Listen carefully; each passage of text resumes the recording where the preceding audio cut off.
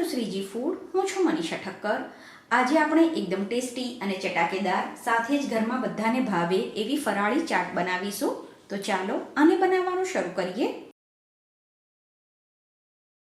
સૌથી પહેલાં આપણે એક ફ્રાય પેન કે કઢાઈ લેવાની અને એમાં 1 કપ જેટલા મખાના ઉમેરવાના. મખાનાને આપણે ધીમા ગેસ ઉપર સરસ રીતે ક્રિસ્પી શેકી લેવાના છે.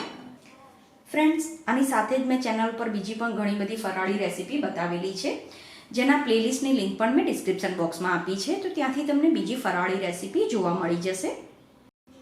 થોડી વાર પછી મખાનાને ચેક કરી લેવાના છે. તો મખાનાનો આ રીતે એકદમ સરળતાથી ભૂકો થઈ જવો જોઈએ. તો હવે ગેસ બંધ કરીને મખાનાને 2 થી 3 મિનિટ આ જ ફ્રાય પેનમાં રહેવા દેવાના છે. પછી આ મખાનાને એક વાટકામાં લઈ લેવાના. આમાં એક મીડિયમ સાઇઝનું બાફીને આ રીતે ઝીણું સમારેલું બટાકું ઉમેરવાનું, એક ઝીણું સમારેલું ટામેટું, એક છોલીને ઝીણી સમારેલી કાકડી અને એક મીડિયમ સાઇઝનું ઝીણું સમારેલું લીલું મરચું ઉમેરવાનું. આની સાથે જ 2 ચમચી ઘીમાં સાંતળેલી સિંગ ઉમેરવાની છે. આમાં થોડું કાશ્મીરી મરચું, ચાટ મસાલો અને થોડું સાદું મીઠું ઉમેરવાનું. પછી 1 ચમચી કોથમીર મરચાંની તીખી ચટણી ઉમેરવાની. ચટણીની ક્વોન્ટિટી પસંદ પ્રમાણે ઓછી વધતી કરી શકાય.